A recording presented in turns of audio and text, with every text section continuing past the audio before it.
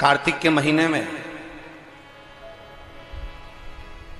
एक बेलपत्र, 3 शमी पत्र, बहुत ध्यान दीजिएगा। कार्तिक के महीने में एक बेलपत्र, 3 शमी पत्र।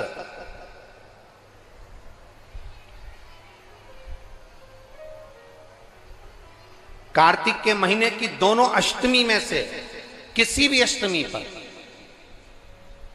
चाहे उजाले की हो चाहे अंधेरे की, शुक्ल पक्षी की हो चाहे कृष्ण पक्ष की, एक बेलपत्र, 3 शमी पत्र।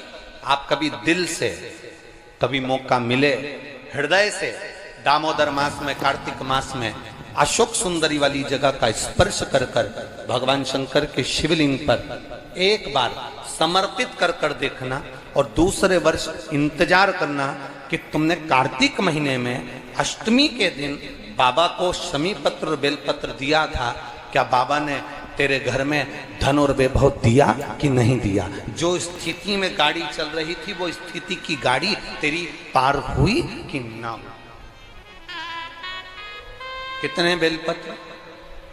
बोलो बोलो, जम के बोलो जरा। कितना शमी पत्र? 1 बेलपत्र, 3 शमी पत्र।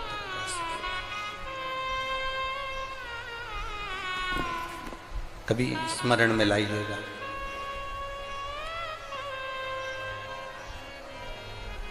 बस ये जो कार्तिक महीने में दामोदर मास में आप 1 बेलपत्र, 3 शमी पत्र अष्टमी के दिन, चाहे शुक्ल पक्ष की हो चाहे कृष्ण पक्ष की हो, ये दोनों अष्टमी में से किसी भी अष्टमी को जब आप समर्पित करें तो चंपेश्वर महादेव का नाम लेकर, कौन से महादेव? जम के बोलो जरा, सबकी आवाज आना चाहिए। चंपेश्वर महादेव, केवल चंपेश्वर महादेव का नाम लेकर आप अशोक सुंदरी का स्पर्श कराकर शंकर भगवान के शिवलिंग पर समर्पित करें। अशोक सुंदरी तो मालूम है ना सबको?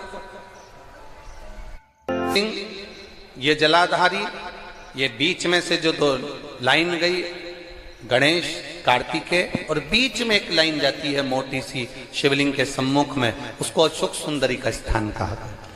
शंकर भगवान के ऊपर जो जल की जलाधारी लगती है, जिसमें से बूंद बूंद पानी गिरता है, वो भगवान शंकर की 5 बेटियां हैं जो ऊपर कलश के रूप में रखी रहती हैं, जिसमें से बूंद बूंद जल नीचे गिरता है।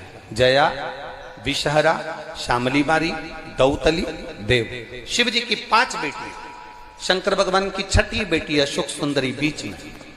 जब आप बेलपत्र 1, शमी पत्र 3, चंपेश्वर महादेव का नाम लेकर अशोक सुंदरी का स्पर्श कराकर भगवान शंकर को जब आप समर्पित करेंगे इस कार्तिक महीने में, दामोदर मास में, अष्टमी तिथि के दिन, चाहे वो शुक्ल पक्ष की हो चाहे वो कृष्ण पक्ष की हो, अष्टमी तिथि को अगर समर्पित करते हैं तो आप वर्ष भर में इंतजार कर कर जरूर बताना कि तुम साल भर पहले जितना कमाते थे, वर्ष भर पहले तुम जो व्यापार व्यवसाय कर रहे थे, साल भर से जो नौकरी के लिए प्रयास कर रहे थे, उसमें सफलता आपको अगले वर्ष की दामोदर मास आने से पहले मिली कि नहीं मिली, वो स्मरण आपके भीतर होना चाहिए।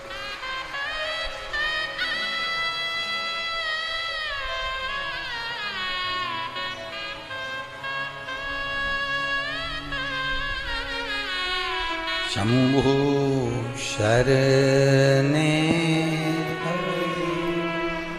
मां घड़ी रे,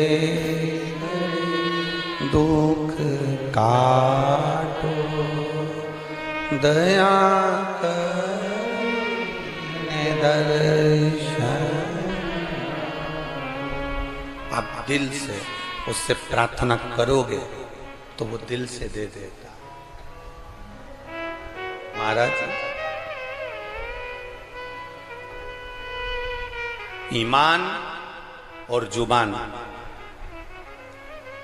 2 चीजें व्यक्ति की पक्की होना चाहिए। क्या क्या? बोलो, जम के बोलो। ईमान और दूसरी जुबान पक्की हो।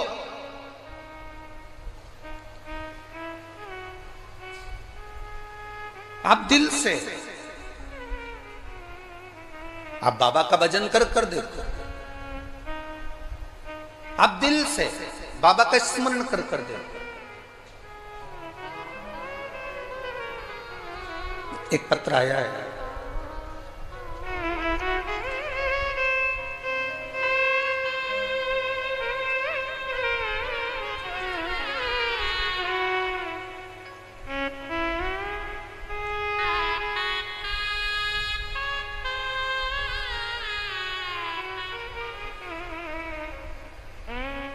चंद्रमुखी शर्मा,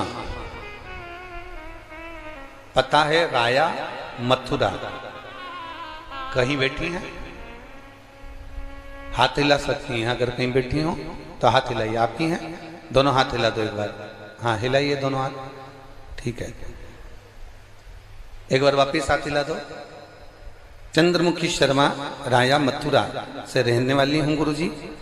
बाबा का मैं क्या गुणगान करूं। मेरी बेटी मुस्कान कई सालों से नौकरी की तैयारी कर रही थी कि सरकारी नौकरी मिले, पर नहीं मिली। आखिरी में हताश होकर वो मंदिर जाना भी छोड़ी, भगवान का भजन करना भी छोड़ी। तब एक बार टीवी पर हमने कथा सुनी और कथा सुनकर हमारी बेटी से कहा कि देख, वो महाराज सियोर वाला कहता है कि शिव जी को एक लोटा जल चढ़ाना चाहिए। मां, हम ब्रज की रज में रहते हैं, ठाकुर जी का भजन करते हैं, शिव को जल चढ़ाने का बाबा कह रहे हैं। मैंने अपनी बेटी से कहा, कृष्ण और शिव में कोई अंतर नहीं। कृष्ण जब तक नहीं मिलते जब तक शंकर की भक्ति ना हो, और शंकर जब तक नहीं मिलते जब तक कृष्ण की भक्ति ना हो। ये दोनों का मिलना सरल नहीं है। मैंने कहा, जब टीवी पर बाबा कह रहे हैं, सियोर वाला महाराज कह रहे हैं कि एक लोटा जल सारी समस्या का हल, तो जड़ा चढ़ाने में जाता क्या है। मां 7 वर्ष से नौकरी की तैयारी कर रही हूं पर नहीं मिली, तो मुझे नहीं लगता कि मिलेगी, पर तुम कहती हो तो मैं शंकर जी को जल चढ़ाना प्रारंभ करती हूँ। शिव जी को जल चढ़ाना चालू करा मेरी बेटी मुस्कान शर्मा ने। और बाबा का मैं क्या वर्णन करूं गुरुदेव। मेरी बेटी ने एग्जाम दिया और बाबा की कृपा से उसका इंडियन नेवी में हो गया। मैं बाबा को यहाँ प्रणाम करने के लिए आई हूँ। यह शिव तत्व है भक्ति, ओ घड़ी है शंभु। बैठिए बहन। हर हर महादेव। अर्थात शिव महापुराण की कथा कहती है, आपका विश्वास, आपकी भक्ति, आपकी दृढ़ता, आपका विचार जब दृढ़ नहीं होगा तब तक भगवान कैसे मिलेगा।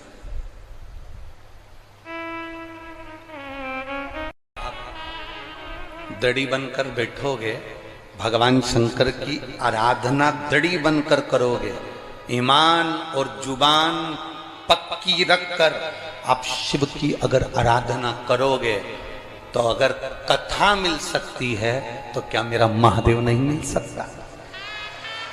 क्या मेरा शिव नहीं मिलेगा? अवश्य प्राप्त।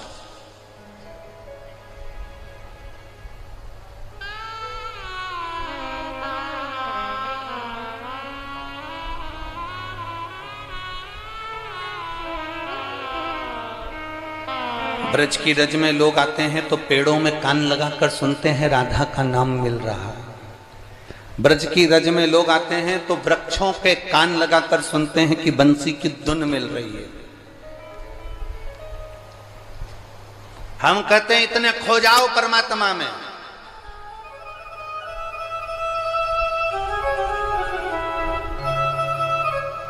इतने खो जाओ परमात्मा में, इतने डूब जाओ भगवान में कि तुम्हें वृक्ष में कान लगाने की जरूरत ना पड़े। मेरा कृष्ण कन्हैया तुम जब चलो तो तुम में कान लगाकर तुम्हारे नजदीक में आकर खड़ा हो जाए, तो समझना कि ब्रज की रज में आना हमारा सार्थक हुआ।